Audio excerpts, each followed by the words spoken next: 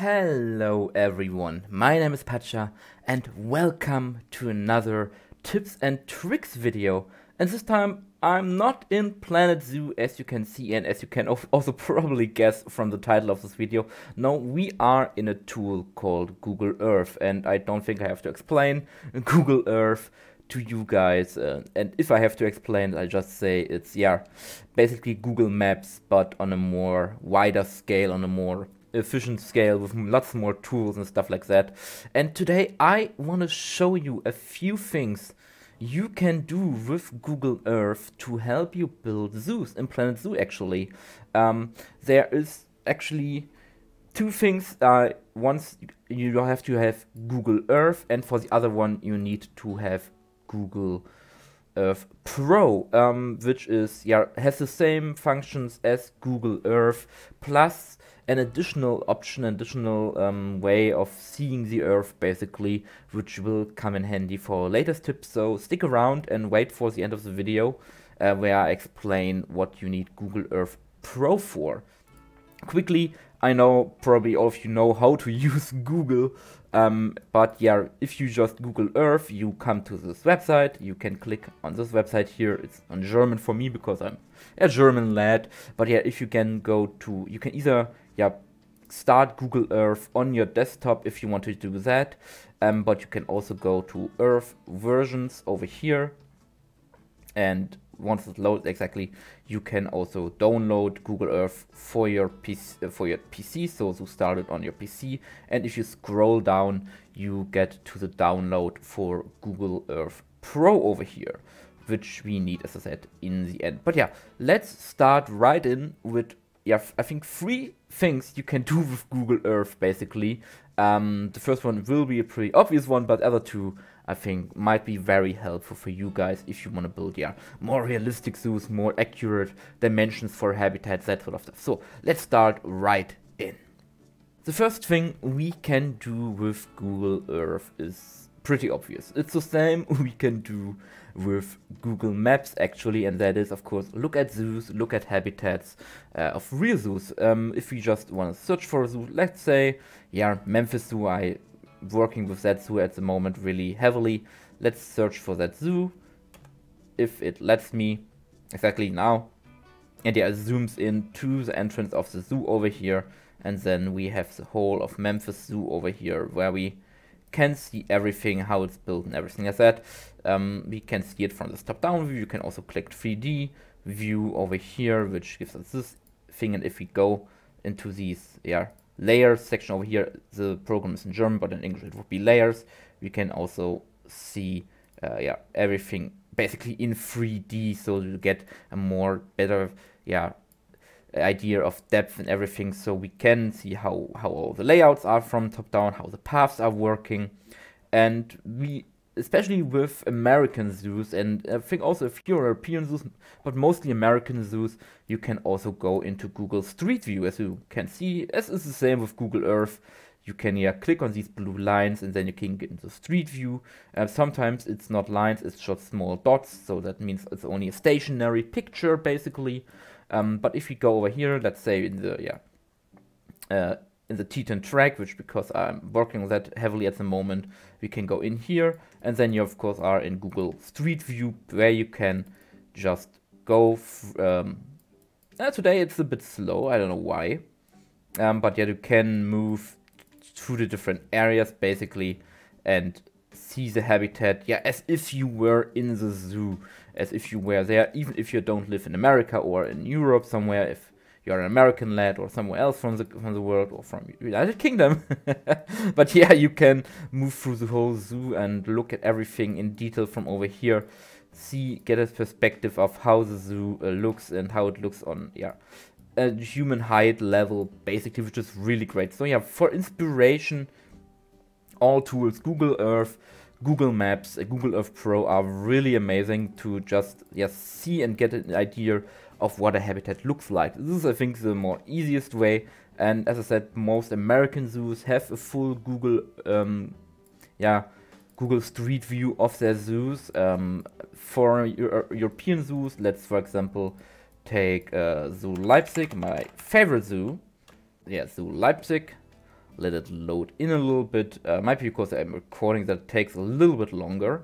So we zoom out, we fly all over the ocean, and then we get to the Zoo of Leipzig over here. Let it load in for a moment. There it is. We have the Zoo Leipzig, but yeah, here you can see there isn't really any street views, but you have these tiny little dots where you can put your marker down, then loads in, and then you get a picture of the area. Mostly of the habitats or interesting points. For example, here we have the Pantanal section of the South American area of the Leipzig with the capybaras and the maras, which I did built in a recent video. So if you want to check out my recreation of that in a video, you find it on my channel. I think it was 2 weeks ago or so.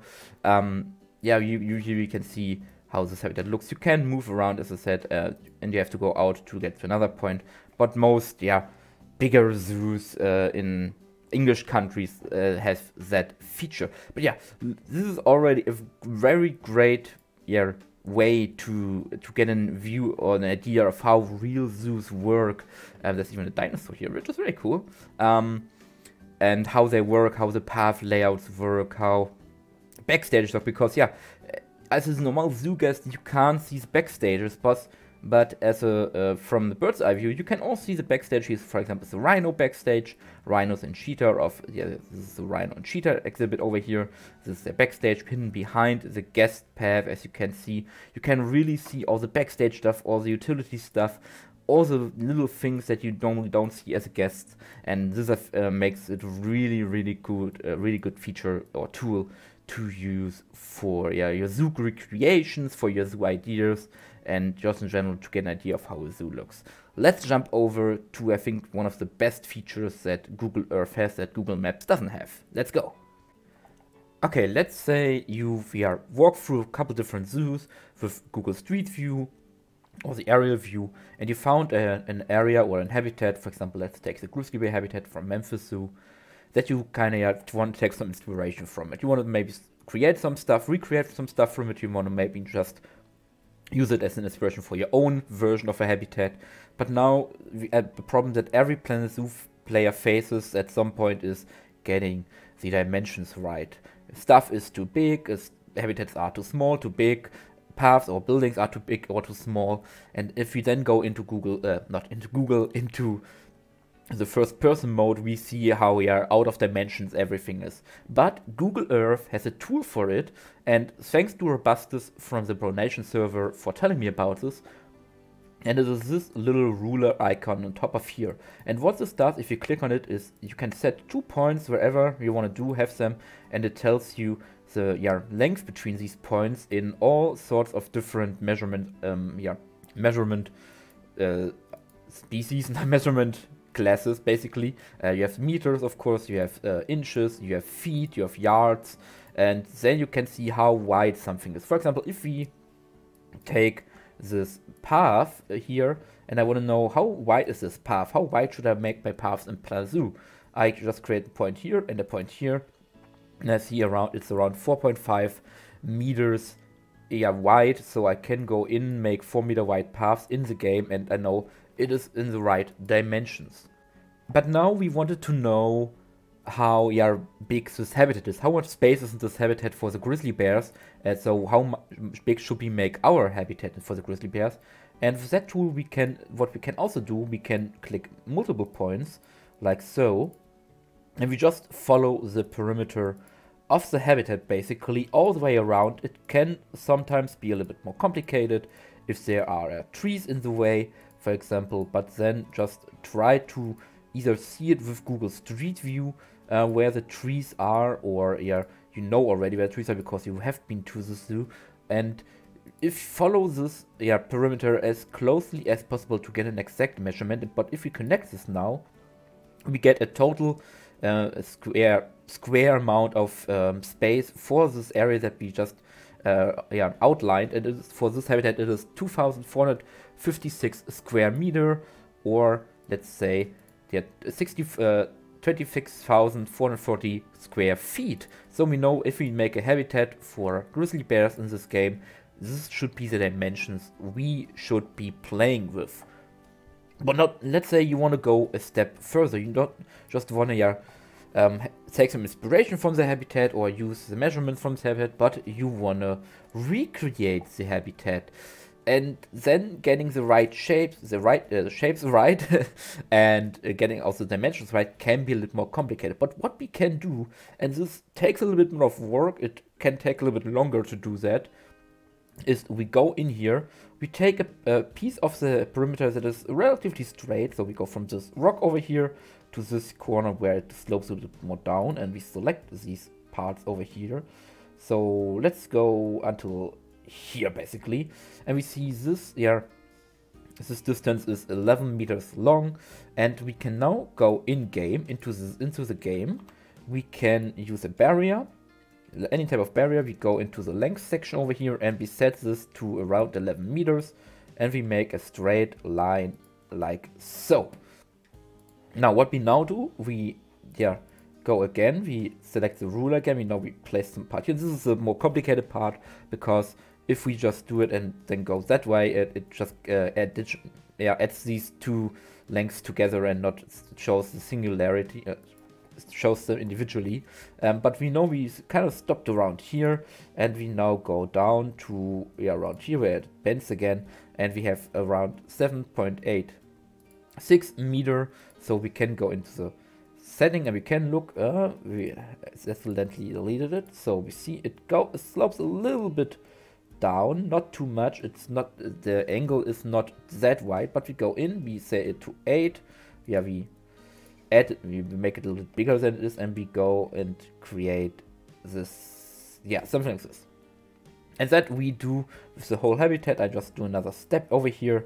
Go in. If you go on the smallest steps possible, it is always better to get it more accurately.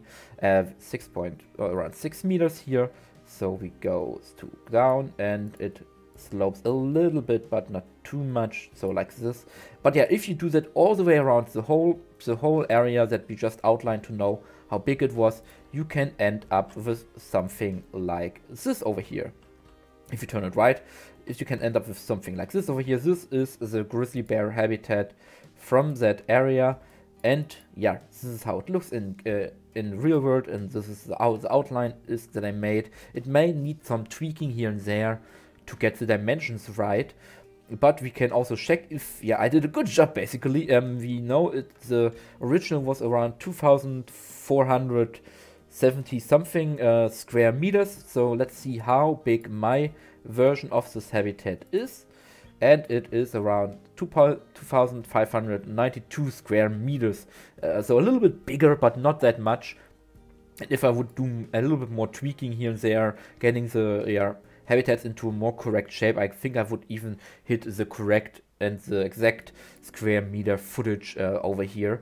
And yeah, you can do that for everything. You can do that for, as I said, you can do that for streets. You can do that for building, for example, backstage buildings, to know how big a backstage should be. So you just select that, you go over here, and you know this wall is around 10 meters long. And then you can also go in and select this and go here, and you know, then this corner or this shorter piece is around 3.47 meters long, and it's all the way. And you can also, of course, see the square footage of the building if you select the whole building. And if you do that, for example, with the whole Teton track area, so all 4 habitats, which are this over here, and this, you can end up with something like this over here. A complete map out, excluding, of course, the paths and the buildings of the forest track of the Memphis Zoo, with all 4 habitats: the grizzlies, the waterfowl, the polar wolves, I think, and the elk. And yeah, I just need to add the paths, which I can also trace from over here and see how wide they are. For example, these look a bit smaller. They're also around 4 meters wide, and these are, for example, also they are a little bit thinner in this part, for example. So I can also move the individual habitats a little bit further or closer together to fit the paths in the end. But yeah, really nice tool to basically measure out and map out different habitats, either by seeing how big real habitats are, to get your own dimensions in game right, to see how much space real animals have, or to even recreate habitats from scratch using this tool with with the barriers and also buildings. So really cool. But let's move on to the last part, for which we need actually Google Maps Pro. No, Google Earth Pro we need. So let's move over to that. Now for the last, maybe an additional tip or a trick I want to show you. Of course, I said you need Google Earth Pro, which works the same as Google Earth. It looks a little bit less fancy, but it functions the same way. But it has an additional feature that Google Earth, the normal one, doesn't have, and that is the timeline feature over here. So with that feature, we can actually look at older pictures of places since I think 1930. I don't know how well that works, but I think apparently it works. But yeah, we can also do this, of course, for zoos. So let's go, for example, again into Google, into the Zoo Leipzig. If I do, so we zoom in all the way in, and we are in the in the South American section, I wanted to say. This is the South America section over here, which I, as I say, recreate in Planet Zoo. But I know that the South America section wasn't built until 2018, and before that it was something different. But maybe I want to know, maybe I know an exhibit from from my childhood, from a zoo, from when I was a child, an exhibit or a zoo area that is now not there anymore. But I want to recreate that area, but I don't have found any pictures of that area, any good pictures, and so I now have this feature. So we can go in to here, in top here you see the 8th of 2017, and you can see the South America area being constructed. If we go even further back to 2009, for example, we see that there's totally different area over here. Way more forested, way more lush, and way more more rural area. We see some round habitat over here, which will in the future become the wetlands area we saw in the beginning of this video, the wetlands habitat for capybaras. I know we can't go into Google Street View as far as I know in this mode, so we are limited to what we see from the sky of an area. But we can really go even further back. Sometimes the quality of the pictures gets a little bit less good because, of course, satellite technology was less developed back then. We even have some very old drawing maps over here, some very old maps of this area. And sometimes it even doesn't really load in because there was no Google image. But we can go in here 2017. Okay, we can see the construction beginning in the winter, or in the spring. We can see the area being constructed, still under maintenance, or we go all the way to the most recent pictures and see how it looks now with all the foliage grown in. So this is a really small handy tool if you want to look at stuff from more older areas. Here we can see there is no South American area. There's some hoofstock yard as it looks apparently.